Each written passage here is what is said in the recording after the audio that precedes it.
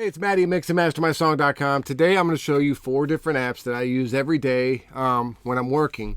They're not necessarily things that change the sound or focus on sound, but they're utility apps that are really helpful for just doing some mundane things that you might need to do when you're working.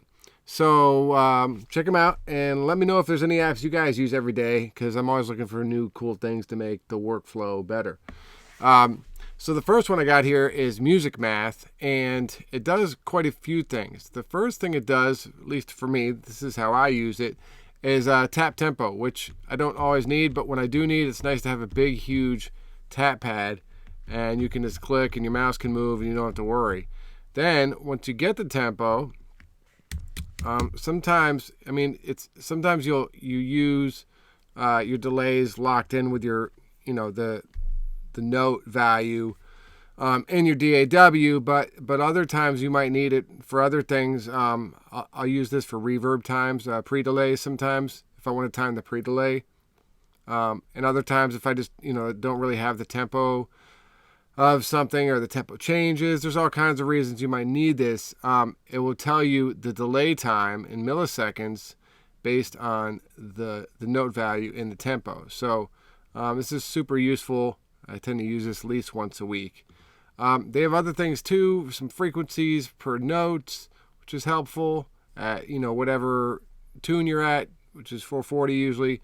And this is just some other sample stuff that I don't really use, but the time stretching and a few other things. But really pretty cool, helpful stuff.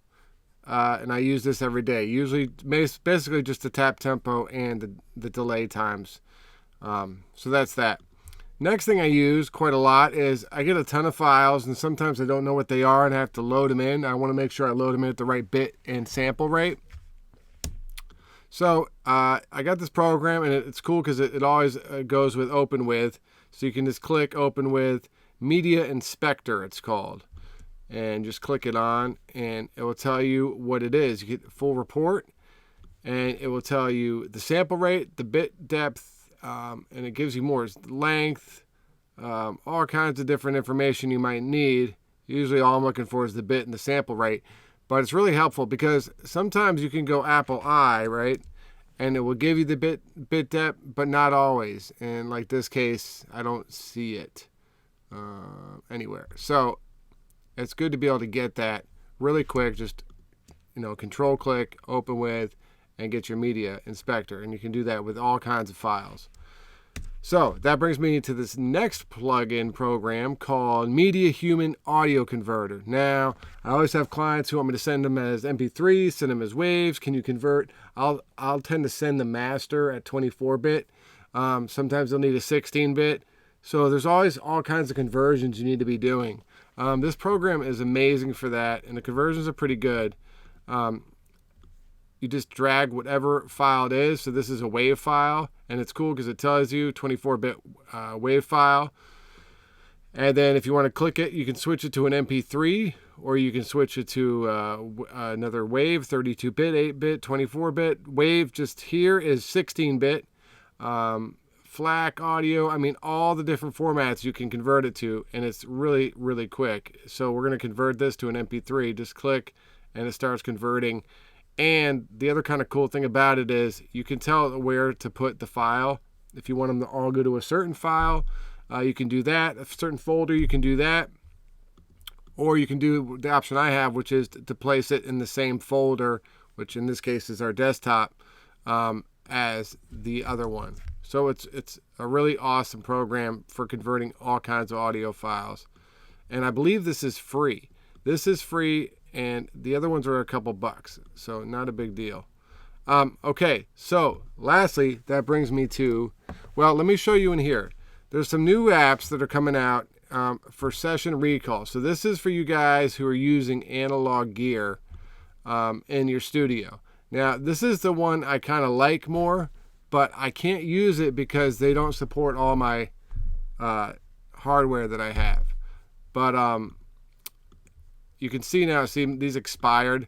But what you can do is, if you had this piece of hardware, this Crane Song hardware, you can record the settings of the gear you had, name the song, which is a horrible name, our song, and then just change the whatever settings you need to change here. So this one's really cool. I like it because it's in the computer and you can just bring it up really quick. You can change the session names and all that. And I think it's just a little more well implemented than the one I actually use, which is on the iPad. And it's cool because it's on the iPad, but I also don't like it because it's on the iPad. But this one's called Patchrat, I'm sorry. And it might be kind of hard to see, but I'll go to one of the songs. You can name all your clients. I just got this recently. You can name all your clients, and I'm not sure if you guys can see this.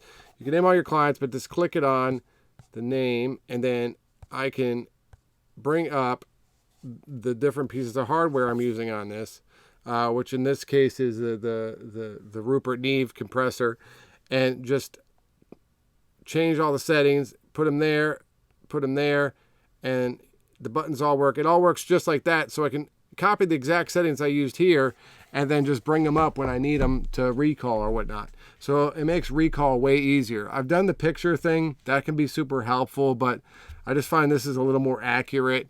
And the other thing I sometimes tend to do is I'll close the session, start working on the next session, realize I didn't save my settings. So I don't like the fact I have to close that session, go back to the other session, then type in the recall. Here, if it's on this or the other program, you can just bring it up, type the settings and name the song, and go back to the song you're working on. So those are just some apps that really help me every day. Like I said, let me know if there's anything that you guys use that's helpful. And other than that, just please like and subscribe if you can. And if you need your songs mixed and mastered, hit me up at Matty@mixandmastermysong.com. All right, thanks.